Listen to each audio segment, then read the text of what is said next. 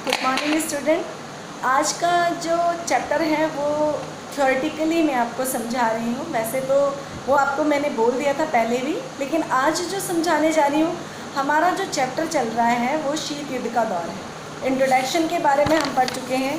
दूसरा, Cuba missile संकट के बारे में हमने पढ़ लिया। शीत युद्ध क्या है, शीत युद्ध के दायरे क्या हैं, दो ध्रुवीय विश्व जो है उसके आरंभ और उसके सामने आने वाली चुनौतियों के हमने पढ़ा। इसी बीच में हमने नाम कंट्रीज़ के बारे में भी पढ़ा। सीएटो, सेंटो, नाटो के बारे में भी मैं आपको बता चुकी हूँ। आज का जो टॉपिक है ना स्टूडेंट, वो मेरा टॉपिक है जो शीत युद्ध और भारत। अब शीत युद्ध और भारत का क्या रोल रहा, इसके अंदर देखें कि गुट निरपेक्ष आंदोलन के नेता के रूप में जो शीत युद्ध था उसके दौर में, उस दौर में भारत ने दो स्तरों पर अपनी भूमिका निभाई। और वो दो स्तर कौन कौन से थे? एक स्तर पर भारत इस बात के लिए बहुत ज़्यादा अवेयर रहा, कि सचेत रहा कि दोनों महाशक्तियाँ अब को खेमेबंदी से अलग रखा जाए, कि दोनों महाशक्तियाँ जो अपना अपना खेमा बना रहे हैं उनसे नए देशों को अलग रखा जाए जो नए नए बन रहे हैं। ठीक है। दूसरी बात था कि दोनों महाशक्तियाँ सोवियत संघ और अमेरिका, इन दोनों महाशक्तियों से के बीच में तनाव इतना ज़्यादा ना बढ़ जाए कि उस तनाव की वजह से तृतीय विश्व युद्ध जैसी स्थिति आ जाए। तो भारत ने इन चीज़ को रोका रखा। भारत की नीति, ये जो नीति थी, ना तो नकारात्मक थी और ना ही किसी तरह की निष्क्रियता वाली थी कि हम कुछ करेंगे ही नहीं। पंडित जवाहरलाल नेहरू बहुत अच्छी तरह से जानते थे कि उन्हें क्या करना है, और उन्होंने ये कहा कि ये पलायन की नीति नहीं है। पलायन का मतलब होता है भाग जाना, किसी चीज़ से पीछा छुड़ा लेना, ऐसा होता है पलायन का मतलब। लेकिन इसके विपरीत जो भारत है उसने शीत युद्ध काल में जो प्रतिद्वंदिता किनके बीच थी? यूएसए और यूएसएसआर के बीच में प्रतिद्वंदिता थी, क्योंकि दो गुट बन चुके थे और वो अपने अपने गुटों को आगे से आगे ज़्यादा बढ़ाने की कोशिश कर रहे थे। तो ऐसे समय में उन्होंने कहा कि ऐसा पूर्ण व्यापी युद्ध ना हो, इससे रोका जाए। ठीक है। जब ऐसा किया तो भारत के जो राजनयिक थे, कूटनीतिक थे, उन्होंने वो जो नेताओं ने अक्सर शीत युद्ध के दौर में प्रतिद्वंदिता के बीच में संवाद बनाए रखा। दोनों ही जो ब्लॉक्स थे, जो दोनों ही गुट थे, उनके बीच में बातचीत जारी रखी ताकि स्थिति ऐसी ना हो जाए कि तीसरा विश्व युद्ध हो ही जाए। 1950 के दशक में शुरुआत में कोरिया के युद्ध के दौरान ऐसा हुआ। यहाँ पर ऐसा हुआ कि कोरिया के युद्ध के दौरान ऐसा लगने लगा कि बस अब तो युद्ध होने ही वाला है, अब तो तीसरा विश्व युद्ध हो ही जाएगा।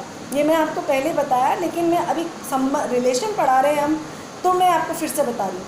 कोरिया, कांगो, वियतनाम, ऐसी प्रॉब्लम्स थी जिनमें कि ऐसा लगने लगा कि बस अब तो युद्ध हो ही जाएगा। लेकिन भारत की अपनी कोशिशों की वजह से ऐसा कुछ नहीं हुआ और युद्ध से हम बचे रहे। ठीक है। ऐसे बचे रहे। अमेरिका और सोवियत संघ का जो खेमा था वो ऐसे जुड़ाव में नहीं आया कि बस वो युद्ध लड़ लें। राष्ट्रों के बीच में ऐसे स्वतंत्र और राष्ट्रकुल के जो तीसरे विश्व युद्ध के जो देश थे, तीसरा विश्व युद्ध किन्हें कहा गया? हम जारे जैसी कंट्री जो कि नए नए स्वतंत्र हुए थे, वो तीसरा विश्व युद्ध था। इन्होंने इन देशों की जो भूमिका थी, जो गुट निरपेक्षता की भूमिका थी, उन्होंने दोनों ही गुटों की पकड़ को इन देशों से ढीला कर दिया। लोग गुट निरपेक्षता की तरफ अग्रसर होने लग गए देश।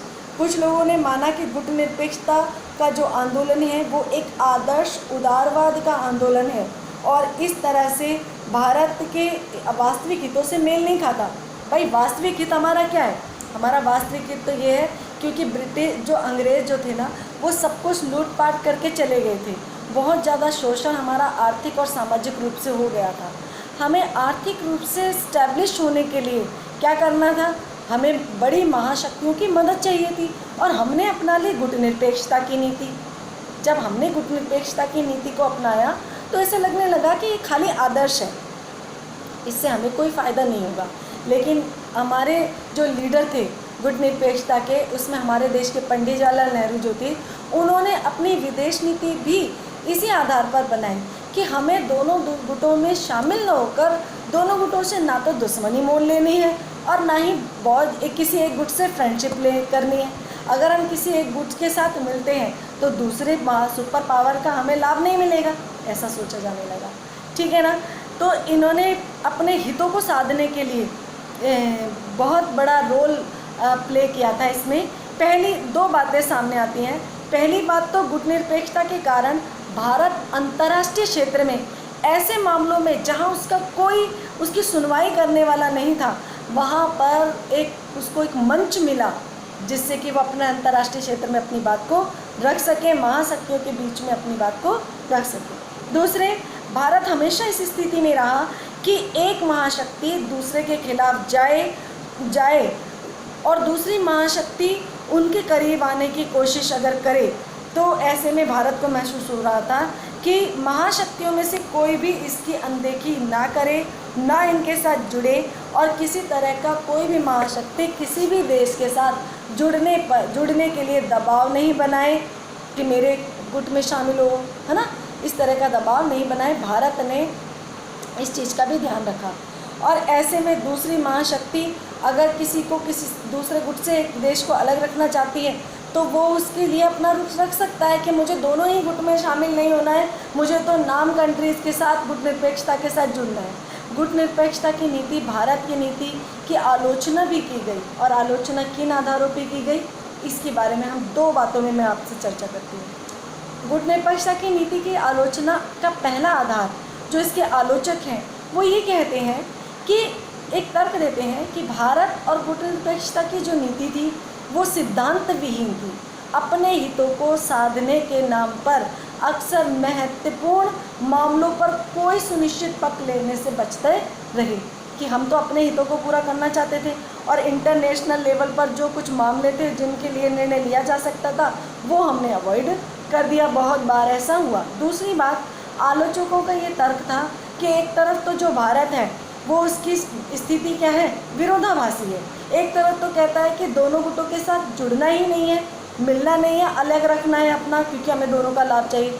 दूसरे 1971 में भारत ने सोवियत संघ के साथ अपनी एक मित्रता की संधि कर ली। अब ऐसा लगने लगा कि भारत सोवियत संघ के साथ मिल गया। ठीक है, तो लगा ना विरोधाभासी कि एक तरफ तो आप खुद भी मना हो रहे हो, दूसरों को भी मना कर रहे हो कि आपको दोनों गुटों में से किसी में शामिल नहीं होना, और दूसरे आप उनके साथ ही संधि कर रहे हो, उनके साथ ही मिल रहे हो, है ना। इसी पर भारत की सरकार का जो दृष्टिकोण था वो बांग्लादेश संकट के सामने और राजनयिक होता है एक देश का दूसरे देशों के साथ जो बातचीत का जो राजनयिक जो मेल होता है उस संधि उसके संबंधित जो होता है वो मेल जोल बढ़ा रहे हो। तो हमने सोवियत संघ के साथ भारत ने जब संधि की, राजनयिक संधि की, मित्रता की संधि की, तो ऐसा लगने लगा कि भारत की जो नीति है वो विरोधाभासपूर्ण है, नाम कर दी। लेकिन फिर भी स्टूडेंट, हमारी जो गुट निरपेक्षता की नीति है जो अपनाई गई उसने तृतीय विश्व युद्ध होने से रोका। अंतर्राष्ट्रीय क्षेत्र में विभिन्न सारे ऐसे मंच रहे जहाँ पर उसने तृतीय विश्व युद्ध ना हो इस चीज़ के लिए मध्यस्थता निभाई, इसलिए इसकी प्रासंगिकता बनी रही। और अब शीत युद्ध का दौर समाप्त हो चुका है, लेकिन उसके बाद भी नाम कंट्रीज़ के लिए, जबकि वर्तमान में 120 देश हैं जो कि गुट निरपेक्ष देशों के साथ की ऑर्गेनाइजेशन में है, समूह में आते हैं, और उन देशों के पास एक मंच है जिससे कि उस पर वो अपनी आर्थिक रूप से पर्यावरण को लेकर या अन्य किसी मुद्दों पर बातचीत कर सकता है। तो ये टॉपिक था भारत और शीत युद्ध का, भारत का क्या रोल रहा है शीत युद्ध में। तो ये आपका एक छोटा सा टॉपिक था जिसे मैंने आपको वर्बली समझाने की कोशिश की है। आई थिंक कि आपको समझ में आ गया होगा। थैंक यू बच्चों।